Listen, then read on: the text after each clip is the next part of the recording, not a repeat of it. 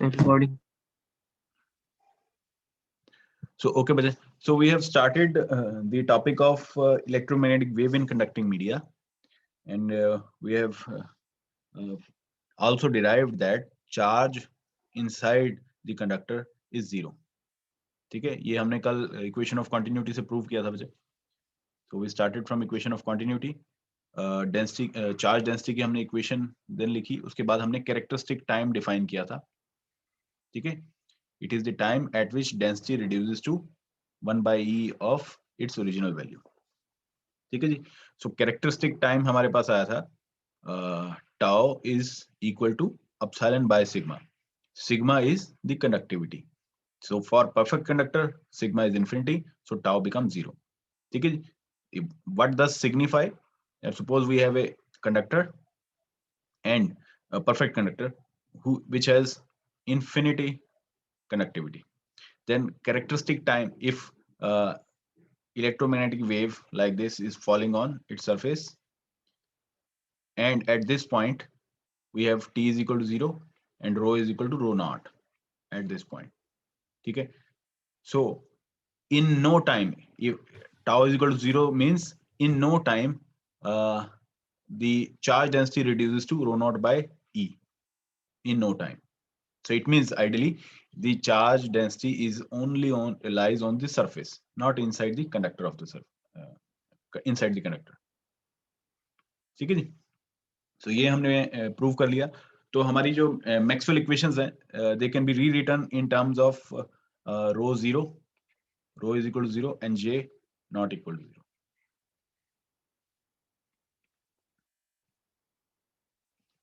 ठीक है जी.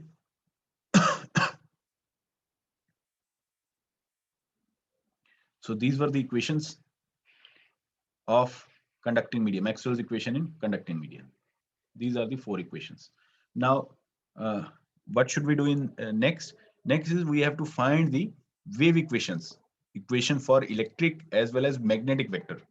ठीक है, जैसे हमने फ्री स्पेस में किया कि using these 4 equations we have derived wave equation for E vector and B vector. So same is the case here. We'll derive the E vector and B vector equation. So start with the same third equation, Maxwell's third equation, which is del cross E is equal to minus curly B by curly T. Taking curl both sides. Shift to the previous slide.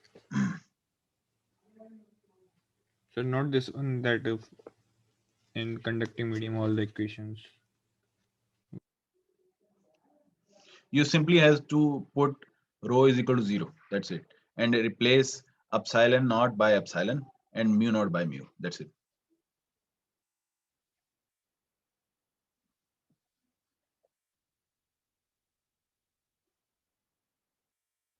ठीक है जी.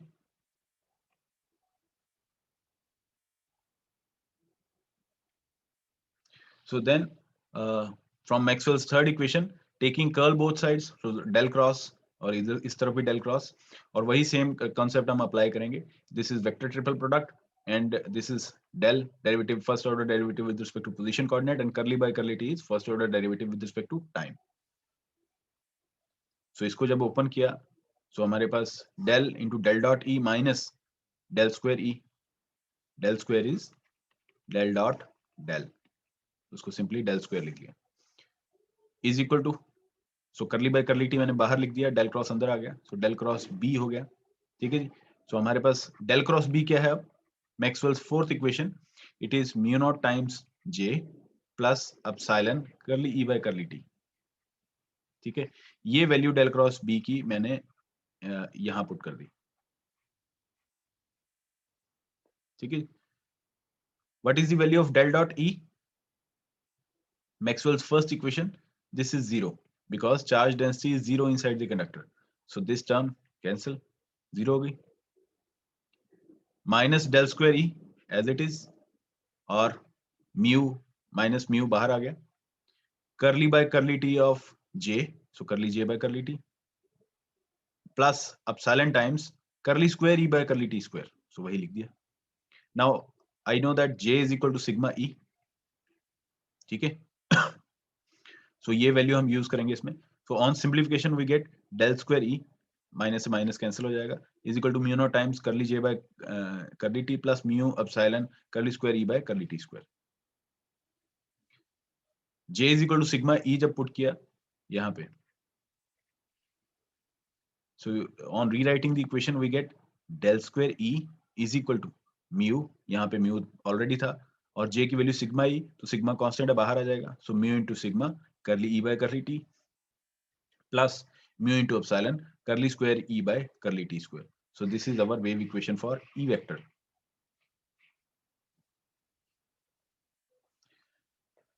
अगर आप सिर्फ free space consider कर रहे थे तो आपकी ये टर्म जो है वो जीरो हो जा रही थी. So you have only two terms, this one and this one in case of free space. But once you move your electromagnetic wave in conducting media, there is additional term, second term on right hand side, this one. कोई analogy लगती है मुझे, कोई similarity लगती है इस equation की जो हमने ऑलरेडी ऑसिलेशन में किया है या इलेक्ट्रिकल सर्किट में किया? You find any similarity? Free space में हमारी इक्वेशन थी del square E is equal to mu naught epsilon naught curly E by curly square E by curly T square. ठीक है. कंडक्टिंग मीडिया में ये equation change हो गई जिसमें एडिशनल टर्म ये वाली आ गई, म्यू सिग्मा करली E by curly T. You find any relevance with the topics which you have done in previous classes, oscillations और कोई और टॉपिक जो आपने अभी किया? डैम्पिंग. सो आप कंडक्टिंग मीडिया में जैसे ही इलेक्ट्रोमैग्नेटिक वेव को मूव करवाते हो उसका एम्पलीट्यूड डिक्रीज करना शुरू कर देता है मीडियम में, और अगर वो सिर्फ सरफेस पे ही रह जाता है, it means you are dealing with perfect conductor, and if it penetrates to up to certain distance inside the conductor, it means your conductor is not perfect but there are some impurities, so with a finite conductivity. ठीक है जी. so ये जैसे आपने देखा था कि आप simple harmonic motion से डैम्प में गए तो वहां भी एक एडिशनल टर्म ऐड हुई थी, सिमिलरली आपके पास यहाँ भी एक एडिशनल टर्म ऐड हो गई है ड्यू टू डैम्पिंग. ठीक है जी. सो अब यही सेम प्रोसेस अगर आप मैक्सवेल्स फोर्थ इक्वेशन पे अप्लाई करोगे, सो मैक्सवेल फोर्थ इक्वेशन पे अप्लाई करने पे आपको बी वेक्टर की इक्वेशन मिलेगी, wave equation del square B is equal to mu sigma curly B by curly T plus mu epsilon curly square B by curly T square. ये same equation है as that of E vector, सिर्फ आपको replace करना है E vector को B vector के साथ. ठीक है. सो एग्जाम में अगर आता है, अगर पूछा जाए तब तो आपको दोनों डिराइव करनी है. ठीक है, डेल स्क्वायर ई वाली भी और डेल स्क्वायर बी वाली भी. बट इफ नॉट आस्क्ड तो आप एक डिराइव करोगे डेल स्क्वायर बी वाली भी, और इसके बाद लिख दोगे similarly using the same analogy or following the same steps from Maxwell's fourth equation, we get wave equation for b vector as del square b is equal to mu sigma curly b by curly t plus mu epsilon curly square b by curly t square. इसमें भी यही एक additional term है. ठीक है जी. so these are our equations, wave equations of electromagnetic wave inside a conducting media. Clear है जी? इसमें कोई डाउट है अभी तक? हाँ सर. अच्छा, अब वही सेम चीजें फिर से आएंगी बच्चे. ये 3 डायमेंशनल डेरिवेटिव है डेल स्क्वायर. ठीक है, मैं इसको सो this is your 3 dimensional derivative. अगर मैं इसको 1 डायमेंशन में कन्वर्ट करना चाहूं, for example this is z direction, k vector is along this direction, this is y, so I have only ey component, and this is x direction and I have only bx component. So I can convert this equation into 1 dimension as well. तो वो कैसे आएगा बच्चे? so ये है e vector, अब सिर्फ ey है, so ये बन जाएगा, ये इक्वेशन बन जाएगी करली स्क्वायर ey किस डायरेक्शन में जा रहा है, curly z square is equal to mu sigma curl. हाँ जी बच्चे. सर इनके बारे में ये सारे 1 डायमेंशन में प्रूव किए, ये सारे 1 डायमेंशन में किए हैं. Okay sir. सो यहाँ फिर राइट हैंड साइड में फर्स्ट टर्म e की जगह ey वेक्टर लिख दो, क्योंकि ex और e0 आपने मान लिया कि वो 0 है. ex is equal to 0, ez is equal to 0, by is equal to 0 and bz is equal to 0. ये आपने मान लिया क्योंकि आपने अलाइन कर दिया कि मेरा e vector is along only y axis and b vector is along x axis, plus mu epsilon curly square ey by curly t square. So ये आपकी पहली इक्वेशन बन गई.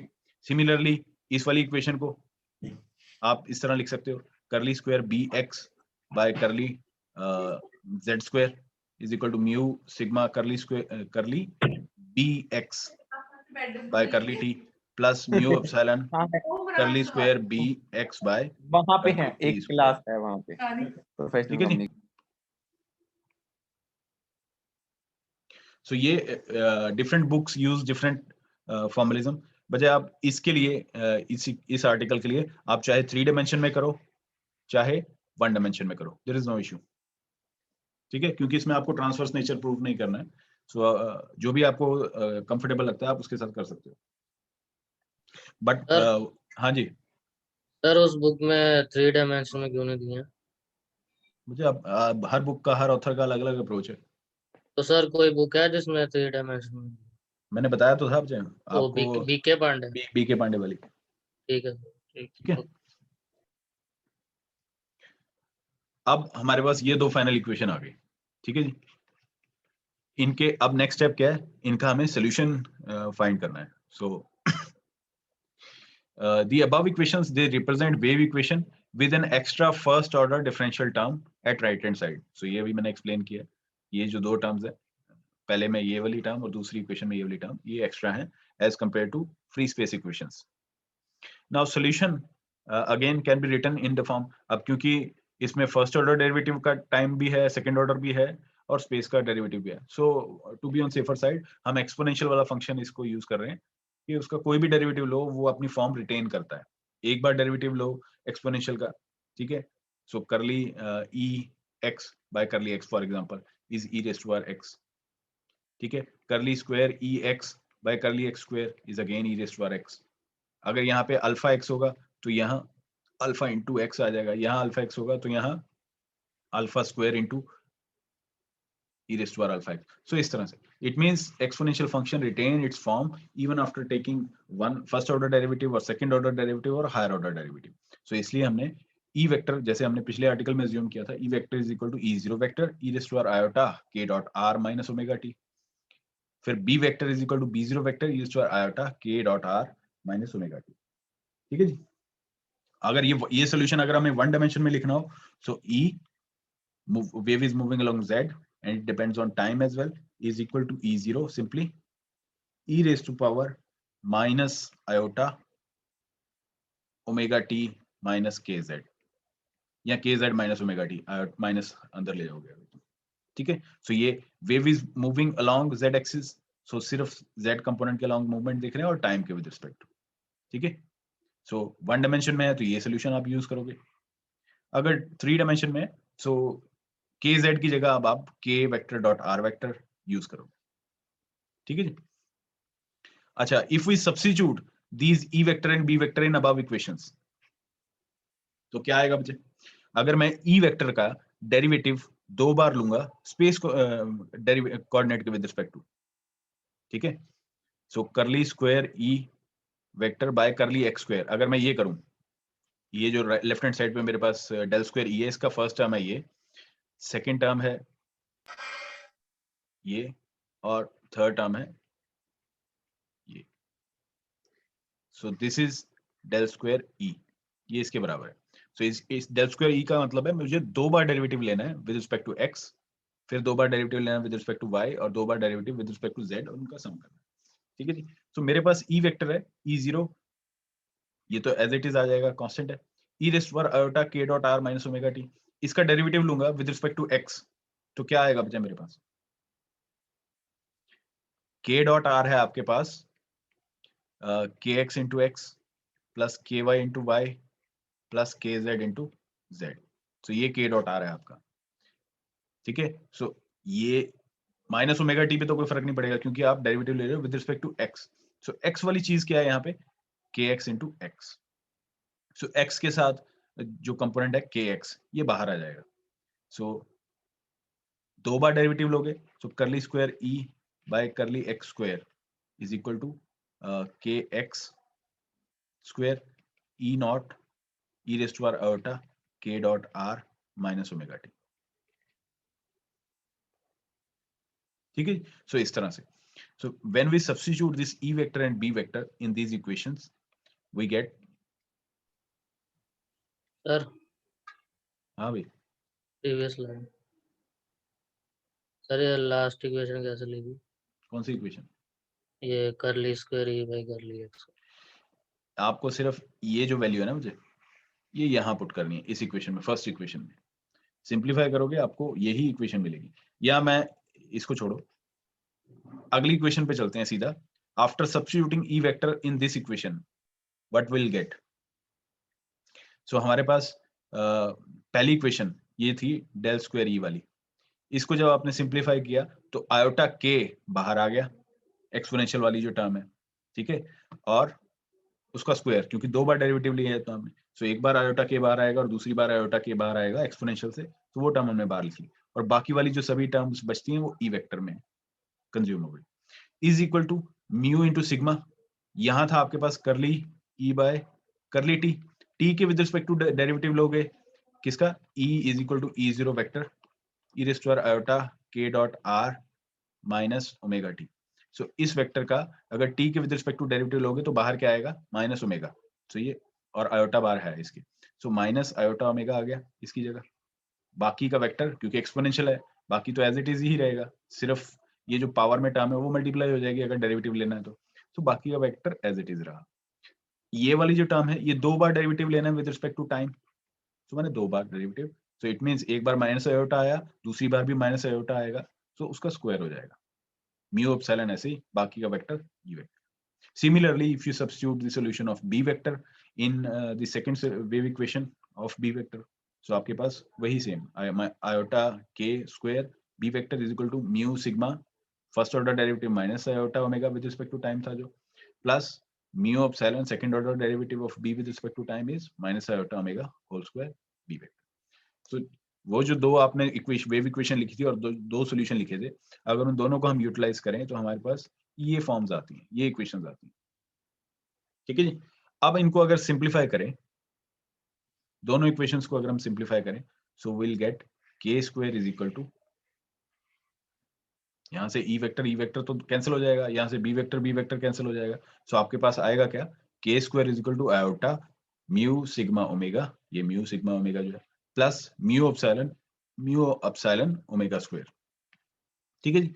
सो ये आपके पास इक्वेशन आ गई, वेव नंबर की इक्वेशन आ गई आपके पास, जिसमें वेव नंबर के स्क्वायर इज, एक इसके पास रियल कंपोनेंट है, एक इमेजिनरी कंपोनेंट भी है, आयोटा वाली टर्म भी है इसके साथ। What does this signify? K is wave number of wavelength in 2 pi meter. तो ये इसके पास कॉम्प्लेक्स नंबर कैसे हो गए? Any idea मुझे? Why this wave number is complex? ठीक है, मैं सिंपली इसको ऐसा भी लिख सकता हूँ कि कॉम्प्लेक्स है तो इट मींस इसके पास एक रियल कंपोनेंट होगा प्लस आयोटा टाइम्स एक इमेजिनरी कंपोनेंट होगा, k plus and k minus, ठीक है। सो k प्लस सिग्निफाई कर रहा है, ये अगर इलेक्ट्रोमैग्नेटिक वेव है कंडक्टर के ऊपर फॉल कर रही है, k plus is wave number of this wave, k plus forward जो वेव है जो फ्री स्पेस में मूव कर रही है, and k minus denotes wave number of wave inside the conductor, imaginary part है ना, सो इनसाइड द सरफेस, ठीक है। क्योंकि अगर परफेक्ट कंडक्टर है तो k माइनस और k प्लस दोनों बराबर रह जाएंगे, और अगर पुअर कंडक्टर है तो k minus and k plus are different. Now can you find the value of k plus and k minus? इनकी वैल्यू फाइंड कर सकते हो आपके पास, अगर k स्क्वायर की वैल्यू ये गिवन है, can you find k plus and k minus? Find कर सकते हो मुझे?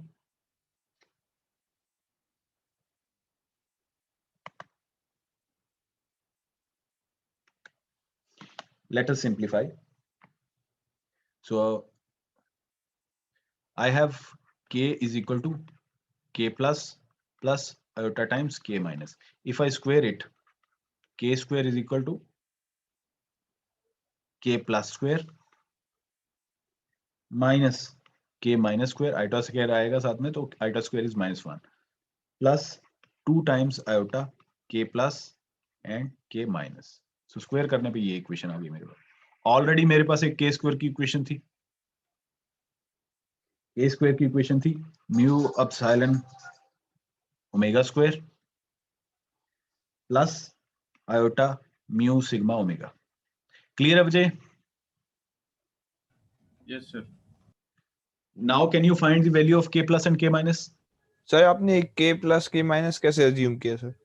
बच्चे k is a complex number, ठीक है, क्योंकि इस इक्वेशन से हमें पता लग रहा है, ये जो इक्वेशन है, कि इसका एक रियल कंपोनेंट भी है, एक इमेजिनरी कंपोनेंट भी है। सो मैंने उसको कॉम्प्लेक्स नंबर क्या होता है, जैसे आपको कोई कॉम्प्लेक्स नंबर डिफाइन करना हो, जैसे a is a complex number, so आप क्या लिखोगे कि इसमें इसका एक रियल पार्ट भी है प्लस आयोटा टाइम्स इसका एक imaginary part. Yes sir, imaginary part. So वही मैंने डिफाइन किया, k plus means forward wave and k minus reflected, या जो सर तो प्लस माइनस सर ये मतलब पूछ रहे हैं सर आपने बजे वो कैसे प्लस मींस मैंने ये भी बोला ना, कंडक्टर से बाहर जो उसकी तरफ फॉल कर रही है, minus means either reflected wave और जो उसके अंदर ट्रेवल कर रही है, उन दोनों का।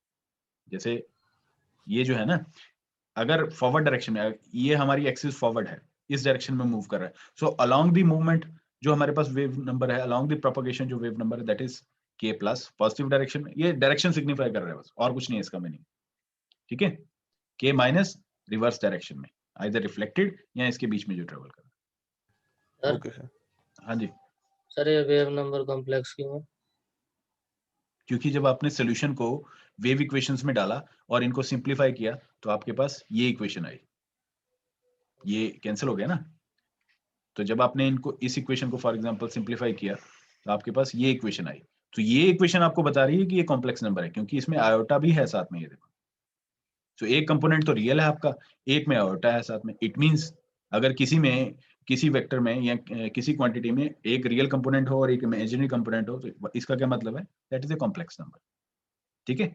सो कॉम्प्लेक्स नंबर को डिफाइन करने के लिए मैंने अपनी तरफ से लिख दिया कि इसके दो कंपोनेंट है, के कॉम्प्लेक्स नंबर है, तो इसमें एक रियल पार्ट होगा जो मुझे मालूम है कि फॉरवर्ड डायरेक्शन में मूव कर रहा है, एक इमेजिनरी पार्ट का कंपोनेंट होगा जो रिफ्लेक्टेड या पेनिट्रेटेड वेव है, उसका वेव नंबर, ठीक है।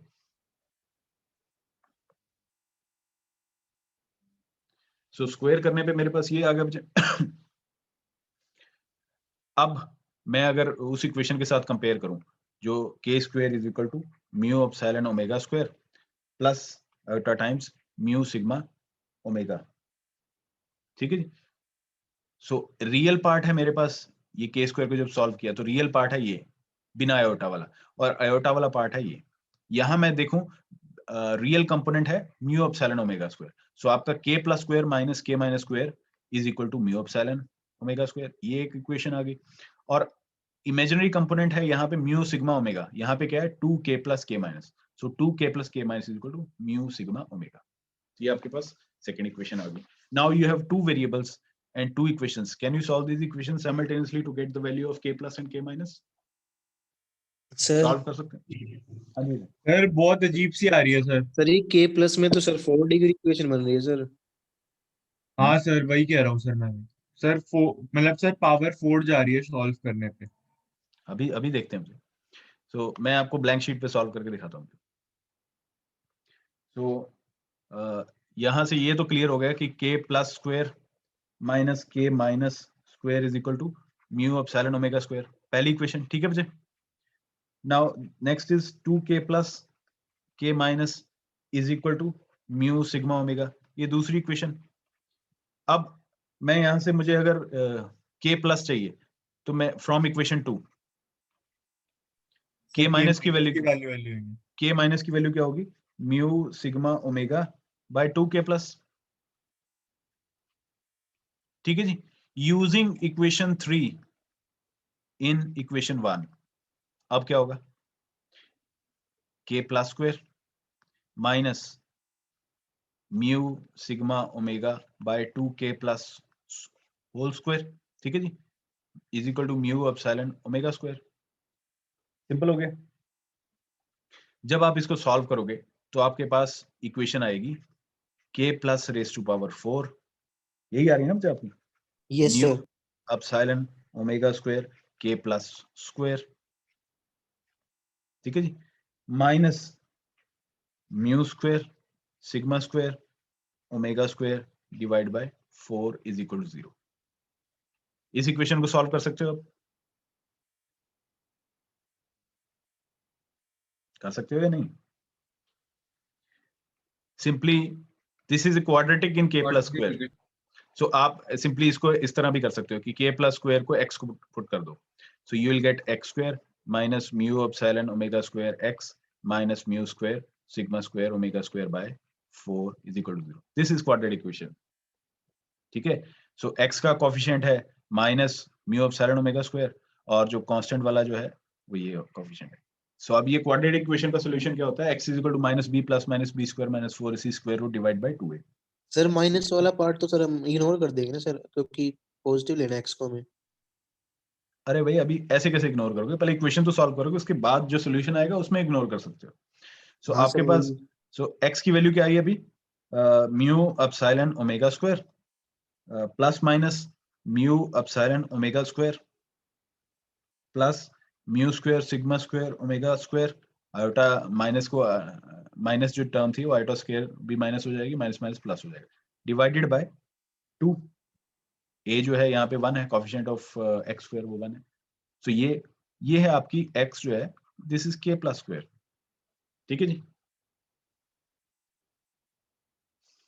क्लियर है बच्चे यहां तक? तो यस सर. सर अब स्क्वायर रूट के अंदर जो है फर्स्ट वाली टर्म होल स्क्वायर नहीं होगी, बी स्क्वायर होता है ना, बी स्क्वायर माइनस 4ac. हाँ बी स्क्वायर आएगा बच्चे, इसको स्क्वायर कर देते हैं. ठीक है, अब yes sir. k plus square is equal to, अगर मैं कुछ टर्म इसमें से कॉमन निकाल लूं, से mu epsilon omega square by 2, 2 तो है ही common. So mu epsilon omega square अगर मैं कॉमन निकाल लूं तो ब्रैकेट में मेरे पास क्या बचेगा? 1, ये वाली टर्म मैंने सारी कॉमन निकाली, प्लस माइनस, ठीक है, यहां से 1 plus sigma square by epsilon square omega square square root.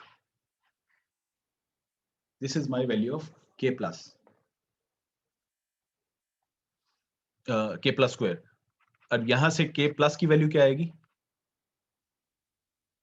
Mu epsilon omega square by 2 square root 1 plus sigma square by epsilon square omega square raise to power 1/2.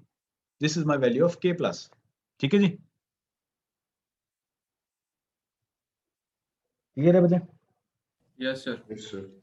And similarly you can find value of k minus as well. k minus की value, अब k minus की value निकालने के लिए आप क्या करोगे? यहाँ इक्वेशन नंबर 2 से जो आपने k minus की वैल्यू निकाली थी, अब यहाँ से k minus की जगह k plus की वैल्यू निकालोगे. तो यहाँ से k plus की वैल्यू आ जाएगी mu sigma omega by 2k minus. इस वैल्यू को जब पहली इक्वेशन में पुट करोगे और वो जो क्वाड्रेटिक इक्वेशन आएगी k माइनस स्क्वायर की, जब उसको सॉल्व करोगे you will get k minus is equal to square root of mu epsilon omega square by 2. अब यहां पे आएगा 1 plus sigma sigma by epsilon omega epsilon square omega square square root और -1 यहां आ जाएगा. सो ये आपके पास दो इक्वेशंस आ गई k प्लस और k माइनस के सॉल्यूशन की. ठीक है जी,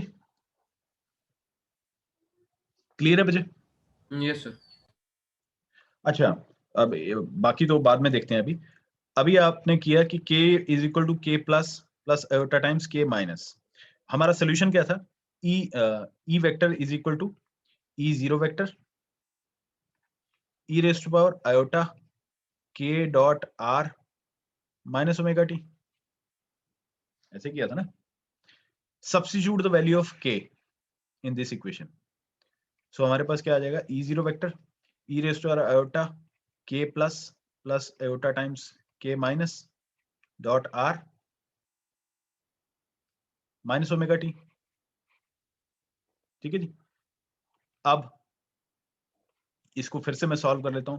सो e रेज टू पावर ये जो आयोटा स्क्वायर वाली जो टर्म है, यहाँ ये वाली और ये वाली, ये मल्टीप्लाई होकर आयोटा स्क्वायर जो आ रहा है, सो ये है minus k minus dot are, ठीक है, एक ये टर्म आ गई, और फिर बाकी inside k plus dot R minus omega T, ठीक है जी।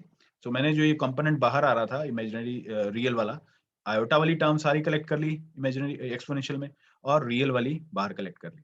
सो आप इसको इस तरह भी लिख सकते हो, 3 डायमेंशन में कर रहे हो तो वेक्टर फॉर्म में भी लिख सकते हो, ठीक है। So what does this equation signify, ये जो इक्वेशन आपके पास अब आई है,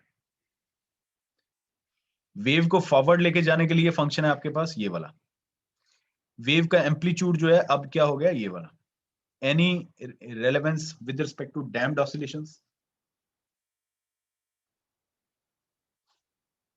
कोई रेलेवेंस है बच्चे?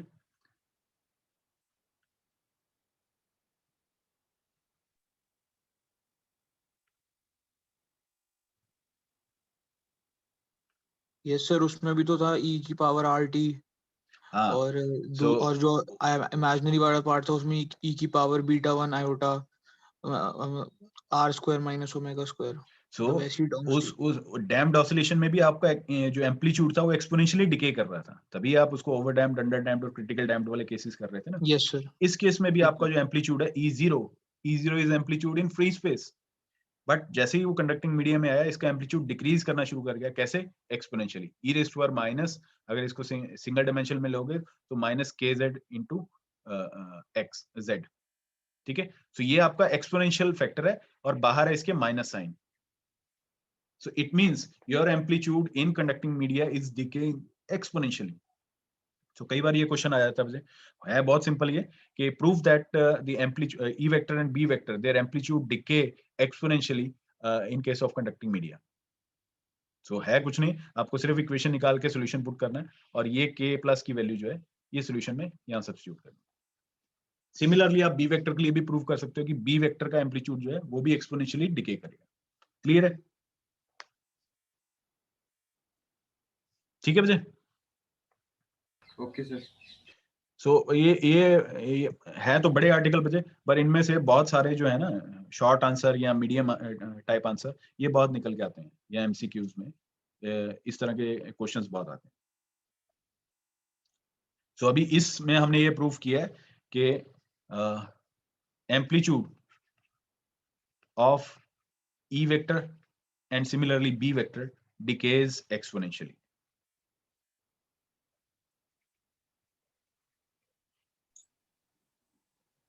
ठीक है सर हाँ जी, सर इसमें से एमसीक्यू में क्या क्वेश्चन आ सकता है? वो बच्चे एंड में बताऊंगा मैं, ये यूनिट खत्म हो जाएगा जब। Okay sir. तो अभी इन एक लो- क्लास और लग जाएगी सर मतलब? हाँ बच्चे अभी तो क्लासेस काफी हैं। ठीक है, सो ये बच्चे फाइनली ये आ गया। स्लाइड्स में इसका सोल्यूशन नहीं गिवन बच्चे, जो मैंने अभी सॉल्व करवाया आपको वो सोल्यूशन नहीं गिवन, सिंपली आपको k प्लस और k माइनस की वैल्यू दी हुई है। ठीक है, यस सर। देन अब इसमें ये है कि ई वेक्टर और बी वेक्टर फ्री स्पेस में तो फेज में थे, इसमें आउट ऑफ फेज होते हैं। ठीक है, they are not in same phase. So वो कैसे प्रूव करेंगे? मैक्सवेल थर्ड इक्वेशन थी del cross E is equal to minus curly B by curly T. ठीक है, डेल क्रॉस ई फाइंड किया जब, ये हमने पिछले आर्टिकल में फाइंड किया था कि अगर हम ये सॉल्यूशन यूज कर रहे हैं तो इसका डेल क्रॉस ई जब फाइंड करेंगे is equal to iota times K cross E. So del cross E is iota times K cross E. ये हमने फ्री स्पेस वाले आर्टिकल में किया था, वो सेम वैल्यू मैंने सब्स्टिट्यूट कर दी। और करली bye curly T of B vector ये है माइनस आयोटा ओमेगा आ जाएगा साथ में। ठीक है, तो यहां से आपका B0 वेक्टर आएगा 1 बाय ओमेगा, k की जगह मैंने लिख दिया। So k is equal to k plus plus iota times k minus, और अगर ये वेक्टर है तो ये n या k वेक्टर यूनिट वेक्टर साथ में मैंने मल्टीप्लाई कर दिया। ठीक है, सो वही वैल्यू मैंने k की यहां पुट कर दी। So the vectors E and B of electromagnetic wave in conducting media are not in same phase. Same phase में नहीं है, कुछ ना कुछ फेज डिफरेंस है इनका। सो वो हम आगे प्रूव करेंगे कि कितना फेज डिफरेंस है। ठीक है, सो ये one of the short answer is कि वो सेम फेज में है या नहीं है, कंडक्टिंग मीडिया में, फ्री स्पेस में सेम फेज में। अच्छा, अब ये जो बचे आपने कॉम्प्लेक्स मैथमेटिक्स में पढ़ा होगा, कॉम्प्लेक्स वेक्टर में, तो अगर k वेक्टर कोई कॉम्प्लेक्स नंबर है, सो उसको इस फॉर्म में हम लिख सकते हैं, k is equal to magnitude of k into e raise to power iota phi, ठीक है। और k is magnitude of k is k plus square real component, k minus square imaginary component, उनका square करके sum करके उनका square root लेना है, ठीक है। सो ये आपको कॉम्प्लेक्स नंबर के मैथमेटिक्स से क्लियर हो जाएगा। कॉम्प्लेक्स वेव वेक्टर को आप इस फॉर्म में रिप्रेजेंट कर सकते हो, उसके मैग्नीट्यूड और ये फाई इज द फेज, ठीक है। सो उसके रियल और इमेजिनरी कंपोनेंट में कितना डिफरेंस है, फेज डिफरेंस, वो आप उस फॉर्म में लिख सकते हो। वेयर फाई इज, अब फाई की वैल्यू क्या है, tangent inverse k minus imaginary component जो है divide by k plus real component जो है। Phi is phase difference between e and b, ठीक है, and this is phase difference, phase shift. अच्छा, ये गुड कंडक्टर के लिए पाई बाय 4 है, because for good conductor k plus is equal to k minus, तो ये कैंसिल हो जाता है। Tangent inverse of 1 is, tangent 1 कब होता है, पाई बाय 4 पे 45 डिग्रीज में, सो ये पाई बाय 4 आ गया। अदरवाइज क्या है, k प्लस और k माइनस की वैल्यू आप पुअर कंडक्टर के लिए जब पुट करोगे, you will get phase equal to tangent inverse sigma by 2 epsilon omega, ठीक है जी। सो ये फेज डिफरेंस आ गया। अब हमें फाइंड करना है एक्चुअल में कि k प्लस और k माइनस की वैल्यू है क्या for the case of good conductor and poor conductor. Value तो आपने यहाँ इसमें देख लिया कि ये इसकी पाई बाय 4 है या इसकी tangent inverse sigma by 2 epsilon omega, but ये प्रूव कैसे करना है, ठीक है। So for that you need to deduce the value of k plus और simplify the value of k plus and k minus in view of good conductor और a poor conductor, ठीक है बच्चे, ये कर सकते हो। तो यहाँ स्लाइड्स में तो सिंपली लिखा हुआ है कि k plus for the case of good conductor वो हैं जिसमें कंडक्टिविटी बहुत ज्यादा होती है as compare to the product omega and epsilon. So इस केस में k प्लस और k माइनस की वैल्यू सिंपली आ जाती है square root of mu sigma omega by 2, ठीक है। And for the case of poor conductor के केस में कंडक्टिविटी कम होती है, सो हम अज्यूम कर रहे हैं कि sigma is very less than as product of omega and epsilon. So k plus की वैल्यू उसमें होगी omega mu epsilon square root, और k माइनस की होगी sigma by 2 mu by epsilon square root. So ये दो डिफरेंट वैल्यू आई हैं for the case of poor conductor, whereas for the case of good conductor they both have same value, ठीक है। Clear है जी, ये प्रूव कर सकते हो बच्चे। For the case of good conductor k plus और k माइनस की वैल्यू ये होगी, और for the case of poor conductor ये वैल्यू होगी। प्रूव कर सकते हो या करवाऊं इसको मैं? सर करवा करवा Okay. दी। ओके, बता दो सर। सो ब्लैंक स्लाइड पे करवाता हूँ मुझे। सर एक बार पिछली साइड पे। हाँ, इसी पे ही हूँ। ये मैं प्रूव करवाता हूँ मुझे, आपको लिखने की जरूरत नहीं है, आप उसी पे आ जाएगा आपके पास। सो पहले हम केस ले लेते हैं मुझे। सर ये प्रूफ पूछेंगे? पूछेंगे नहीं मुझे, ठीक है। ये आपके अंडरस्टैंडिंग के लिए है, कि आप समझना चाहते हो तो क्लियर हो जाएगा। ओके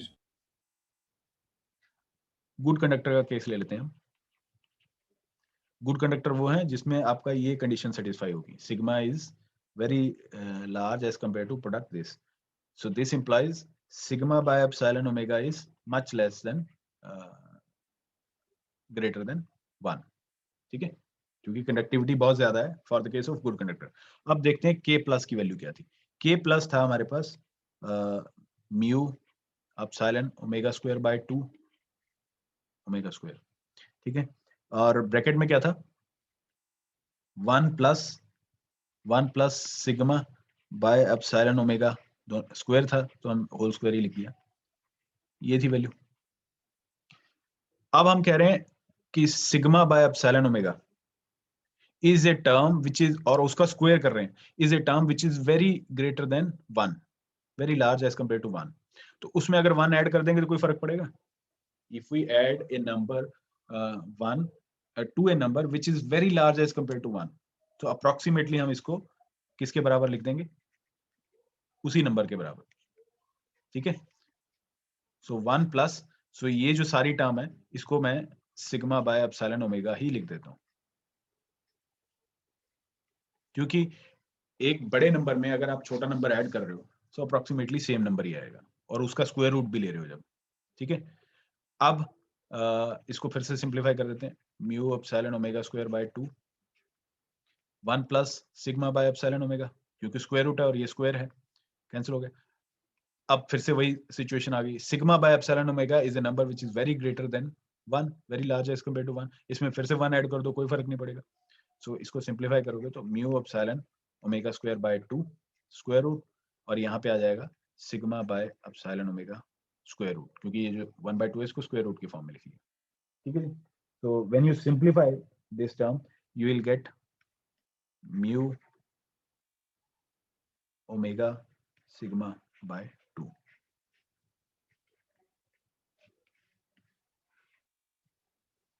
ठीक है जी, क्लियर हो गया बच्चे? यस सर एक सिमिलरली, सेकंड सर नोट कर लेना। हाँ नोट करो बच्चे, के माइनस की वैल्यू आपके पास क्या थी? के माइनस की वैल्यू थी mu epsilon omega square by 2 1 plus sigma by epsilon omega square square root -1। इसमें भी वही कॉन्सेप्ट लगेगा बच्चे कि एक नंबर जो कि 1 से बहुत बड़ा है उसमें कुछ ऐड कर दो या सब्ट्रैक्ट कर दो, 1 ऐड करो या 1 सब्ट्रैक्ट करो, तो कोई इशू नहीं है, वो सेम नंबर ही रहता है। सो आपको इसको भी सिंपली इस तरह लिख सकते हो, वही सेम स्टेप्स फॉलो करते हुए। So your k minus comes out to be same as well.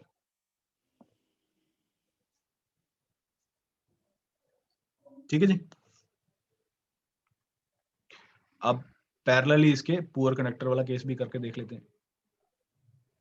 Poor conductor के केस में है sigma is very less as compare to epsilon omega, this implies sigma by epsilon omega is very less as compare to 1।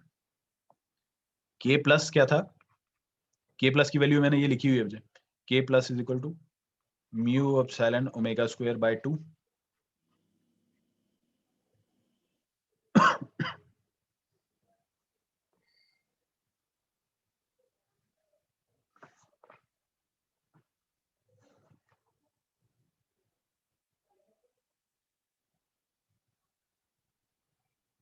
Note हो गया बच्चे? Sir के minus में उसके बाद वो नहीं आएगा? क्या चीज बच्चे? मैं आगे लिख रहा हूँ बच्चे, ये तो मैं वेट कर रहा हूँ आप लोगों की कि आप कंप्लीट कर लो उसको। नहीं सर, यहाँ पे आपने नीचे एक बार के माइनस लिखा है ना लेफ्ट साइड पे, वहाँ पे पावर में 1/2 नहीं लिखा। हाँ वो रह गया बच्चे।